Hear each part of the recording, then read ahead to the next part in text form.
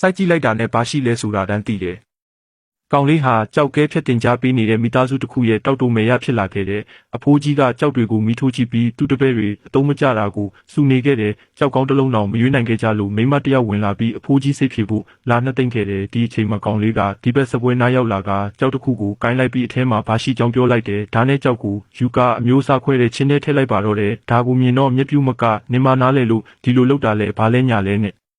မမလေးခေါ်လာလို့ဒါမဟုတ်ရင်နင့်ကိုကန်ထုတ်ပစ်လိုက်ပြီလို့ပြောဆိုနေတာပေါ့ဒီလိုအချိန်မှာမမလေးစီကဖုံးဝင်လာခဲ့ပြီးတော့ကောင်လေးကိုခေါ်ခိုင်းလိုက်ပါတော့တယ်ကောင်လေးသွားတော့အဖိုးကြီးကခုနထည့်ထားတဲ့ကြောက်ကိုကိုင်းကြည့်လိုက်ကတမျိုးဖြစ်နေတာနဲ့မိထိုးကြည့်လိုက်တော့တယ်ဒါနဲ့ကြောက်ဟာကောင်လေးပြောတာနဲ့တစ်ထက်သေးကြနေတော့တယ်ဒါပေမဲ့ကောင်လေးကခုမှကြောက်အကြောင်းသိတာမဖြစ်နိုင်ဘူးဆိုပြီးသူ့ကိုသူနဲ့တိတ်နေပါတော့တယ်မမလေးကရေချိုးနေရင်းနဲ့ကောင်လေးကိုခေါ်ခိုင်းလိုက်တာဆိုတော့ဘာလဲကြီးတွန်းခိုင်းပါလားဒါမှမဟုတ်တူတူချိုးဖို့လားသူချိုးတာကိုပဲထိုင်ကြည့်ခိုင်းဖို့လားတော့မင်းလည်းမသိတော့ဘူးကောင်လေးမှာတော့တတွေးတွေပဲမြူချနေရတော့တယ်ကောင်မကဘာဖြစ်ချင်နေမှန်းကိုမသိဘူးကောင်လေးရဲ့ကိုပုတ်တက်နေခဲ့တယ်အမှန်တော့သူမကြိုက်တဲ့မိသားစုရဲ့သားနဲ့မင်္ဂလာပွဲရှိတယ်ဟိုကောင်ကိုဦးဖျားဖျားမကြွေးလို့ကောင်လေးကိုသူ့ကိုစားခိုင်းလိုက်တော့တယ်ငါကောင်ကြီးကတော့အပီကျုံးရှာပါတယ်ပြီးသွားတော့ကောင်မလေးကစာရွက်တရွက်နဲ့ဘန်ကက်လေးတစ်ခုထားခဲ့လိုက်ကထွက်သွားပါတော့တယ်ငါကောင်ကြီးကတော့အိတ်ချင်ရောင်ဆောင်ကကောင်မလေးထွက်သွားတော့မှထလာပြီးစာရွက်လေးကိုဖက်ကဘန်ကက်ထဲမှာ10 မီလီယံထားခဲ့ကြောင်းသူသိလိုက်တယ်နောက်ပြီးအိယာကိုကြည့်လိုက်တဲ့အခါမှာတွေးကွက်လေးတစ်ခုသူတွေးလိုက်ရတယ်ပြောရမယ်ဆိုပါကင်ပွင့်တာလားပါလားပေါ့မင်းလည်းမသိဘူး